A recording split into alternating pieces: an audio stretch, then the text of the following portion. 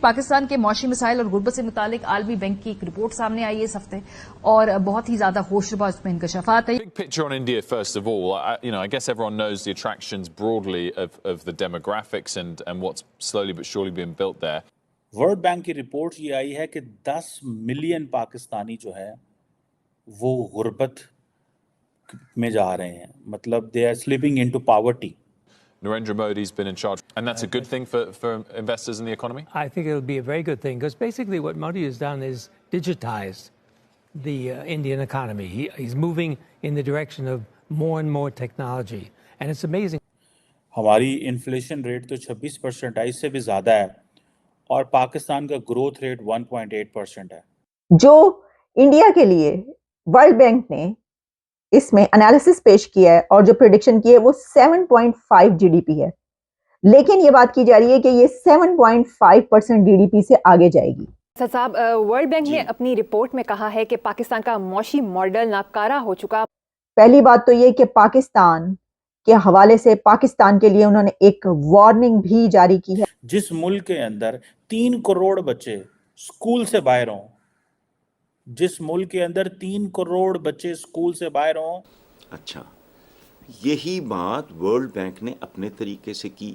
मैंने कहा कि पाकिस्तान का कोई माशी मुस्तकबिल नहीं है, जबकि गुर्बत जो है, ये वर्ल्ड बैंक कह रही है कि 10 मिलियन लोग, यानी कि 1 करोड़ लोग जो हैं वो मजीद गुर्बत में जा, मतलब they are slipping into poverty.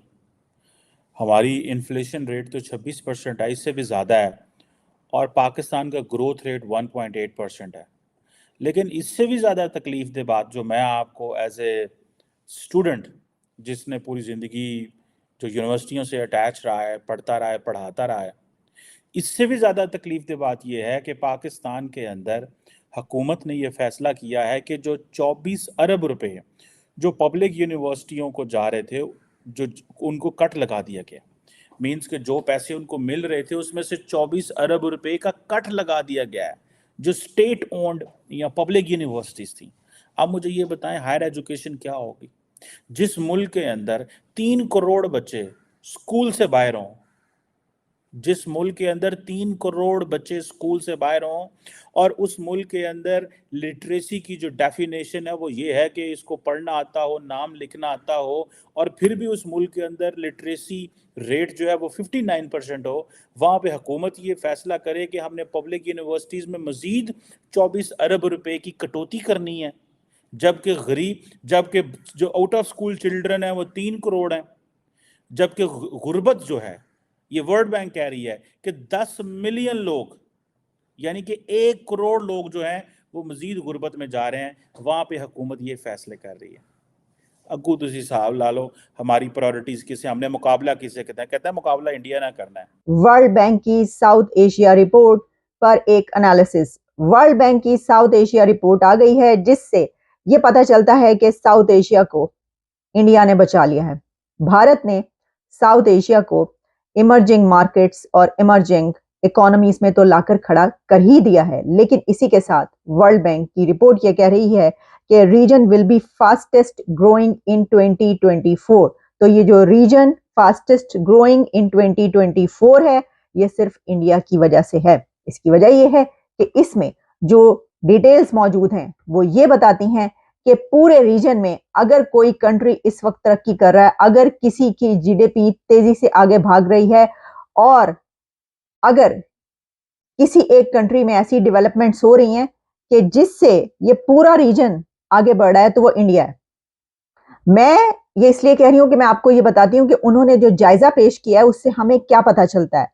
पहली बात तो ये कि पाकिस्तान के हवाले से पाकिस्तान के लिए उन्होंने एक वार्निंग भी जारी की है. पाकिस्तान के लिए जो पाकिस्तान की पिक्चर है, एक स्टार्क पिक्चर, एक बहुत डार्क पिक्चर पाकिस्तान की इस वर्ल्ड रिपोर्ट में सामने आई है, जिससे पता ये चलता है कि 1 करोड़ और लोग, 1 करोड़ मजीद पाकिस्तानी पॉवर्टी लेवल से नीचे जाने वाले हैं, और 10 मिलियन पीपल जो कि ऑलरेडी इतनी अच्छी सिचुएशन में नहीं है, लेकिन अब वो गुर्बत की लकीर से भी नीचे चले जाएंगे.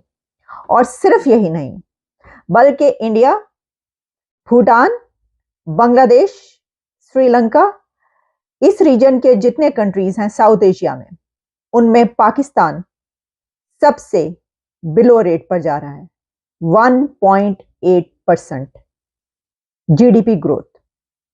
मुझे ये बताइए कि 1.8% पर कौन सा कंट्री जो है वो आगे चल सकता है। पाकिस्तान की 1 पॉइंट मैं आपको सब कंट्रीज का बता देती हूं किसका कितना है। इसमें पाकिस्तान का 1.8% है। नेपाल पाकिस्तान से आगे है 3.3% जीडीपी ग्रोथ। भूटान 4.9% जीडीपी और बांग्लादेश 5.6% जीडीपी के साथ आगे है। ये देखिए, अब मैं अभी भारत की बात नहीं कर रही हूं, मैं अभी बात कर रही हूं भूटान की, नेपाल की, बांग्लादेश की। ये तीनों कंट्रीज पाकिस्तान से ना सिर्फ आगे हैं बल्कि कितना आगे हैं, 3.3%। नेपाल जिसके ऊपर बड़ा क्राइसिस था अभी कुछ दिन पहले, अभी भी उसकी सिचुएशन अच्छी नहीं है, उसका भी पाकिस्तान से कितने परसेंट ऊपर है, वो 3.3% पर है और पाकिस्तान 1.8% पर है। तो 1.8% जीडीपी के साथ आप कैसे आगे बढ़ेंगे, आप मुल्क कैसे आगे चलाएंगे। अच्छा, जो इंडिया के लिए वर्ल्ड बैंक ने इसमें एनालिसिस पेश किया है और जो प्रेडिक्शन की है वो 7.5 जीडीपी है, लेकिन ये बात की जा रही है कि ये 7.5% जीडीपी से आगे जाएगी।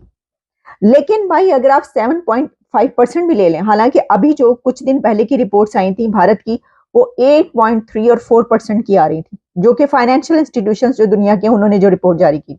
लेकिन अब जो वर्ल्ड बैंक की रिपोर्ट में सबसे आगे जो इस वक्त कंट्री है वो 7.5% है। तो आप बाकी सबकी जब जमा कर लेते हैं ना, ठीक है, जरा प्लस माइनस कर लें, आप भूटान, श्रीलंका, बांग्लादेश, नेपाल, पाकिस्तान, इन सब को आप प्लस कर लें तो आपको पता ये चलता है कि इन सब के बराबर, इन सब से ज्यादा जीडीपी जो है वो इंडिया की है। पाकिस्तान की आर्थिक हालत लगातार खराब होती जा रही है, महंगाई चरम पर है। आटे के लिए पाकिस्तान में लंबी लंबी लाइनों को भला कौन भूल सकता है। अब एक बार फिर ऐसी रिपोर्ट सामने आई है जिसमें पता चलता है कि पाकिस्तान कंगाल होने की राह पर है और इसका सबसे बुरा प्रभाव वहां की आवाम को उठाना पड़ सकता है।